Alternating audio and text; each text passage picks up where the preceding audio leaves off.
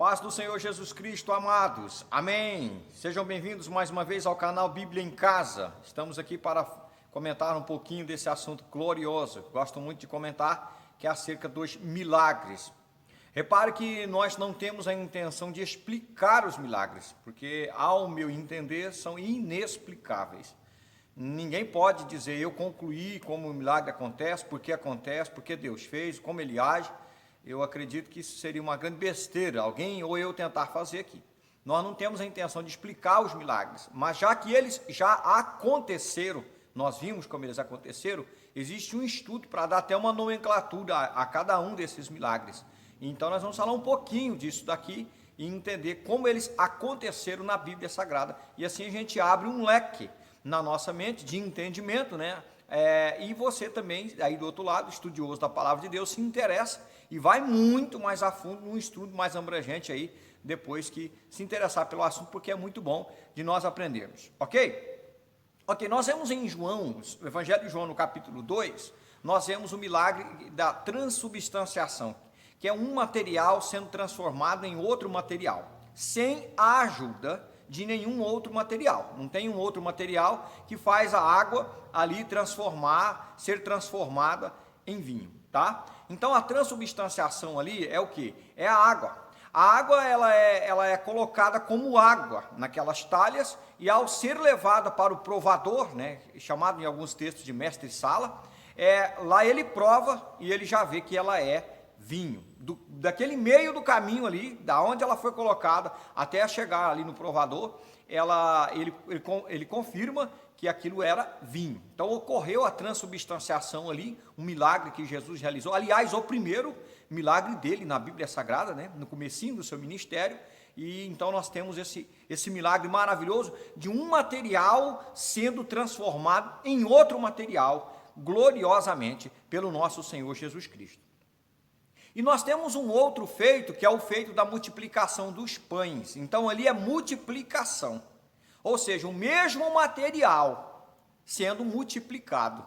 Ou seja, ele mandou ali assentar na relva 5.000 pessoas, afora mulheres e crianças. Estudiosos acreditam que possa ter passado de 10 mil pessoas ao todo, se fosse contar essas mulheres e essas crianças.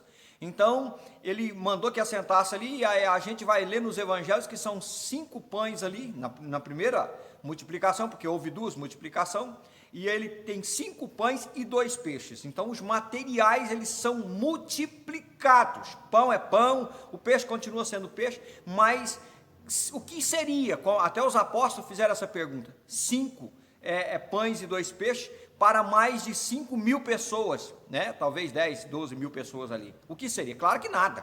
Então esse material foi multiplicado, mas no mesmo material, por isso multiplicação.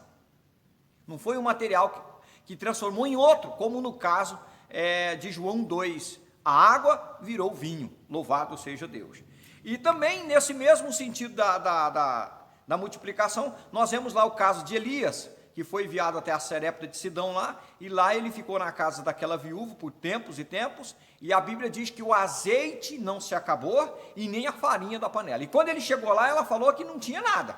Ela falou que ia fazer o último bolinho, dar para o filho dela lá, e eles vão morrer depois na sequência, porque não tinha mais nada. Mas ele diz, não, traz primeiro para mim, e a Bíblia diz que ela obedeceu o profeta, e por todo o tempo que ele ficou lá, não se acabou o azeite da botija e nem a farinha da panela. Multiplicação. Esses materiais foram se multiplicando.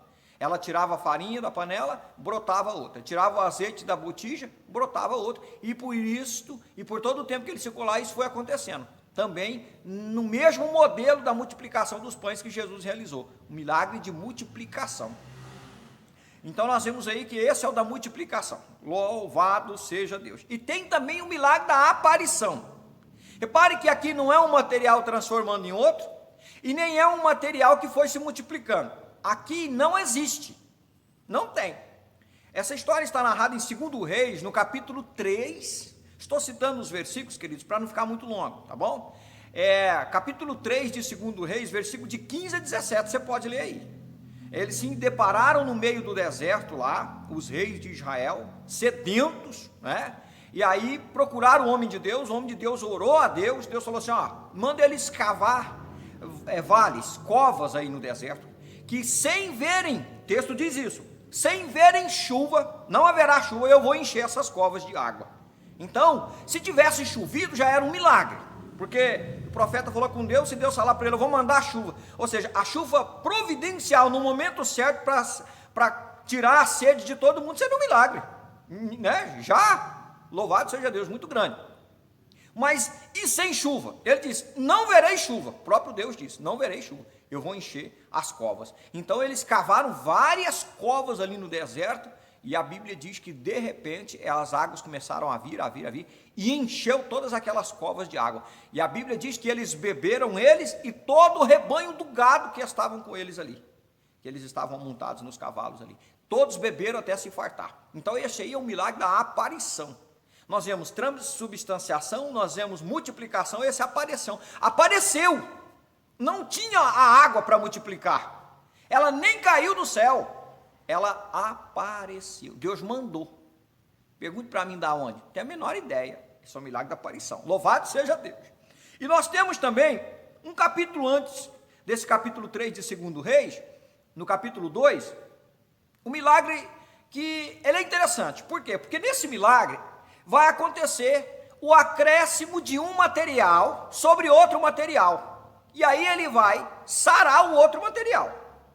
Então não é a transubstanciação, não é o sal que o Eliseu vai colocar nessas águas que vai transformar em água, não, é um tipo de um antídoto. Esse sal é um tipo de um remédio, que Deus orientou ele na hora e deu poder sobre esse sal, porque sal, irmão, fala sério, colocar sal na água vai fazer o que com a água?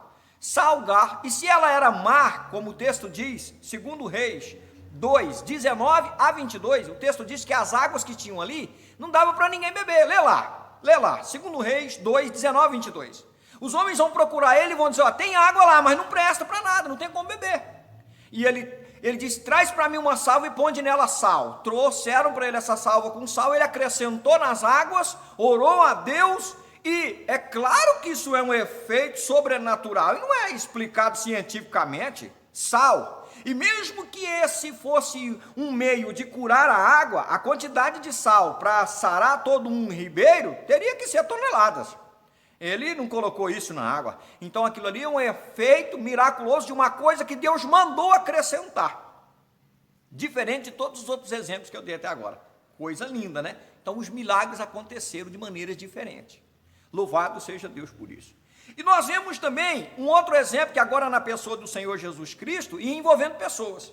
Nós vemos que Jesus curou muitos cegos na Bíblia, muitos, mas teve um caso em que ele resolveu cuspir no chão e fazer um lodo. O lodo, que era uma parte da terra e uma parte do cuspe de Jesus, foi colocado, untado nos olhos desse cego. Jesus falou para ele, agora você vai lá no tanque de Siloé, lava. E a Bíblia diz que ele foi, lavou e voltou vendo.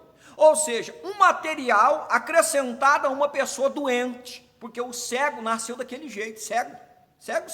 Ou seja, não é um material que o médico deu ou foi comprado na farmácia, até porque nem existe nada para curar um cego de nascença assim, não existe. Então Jesus criou esse antídoto com a sua saliva e um pedaço do barro, da terra, do chão, né? E fez um antídoto ali e curou o cego. Por quê, pastor? Tem a menor ideia, porque para outros ele não fez isso.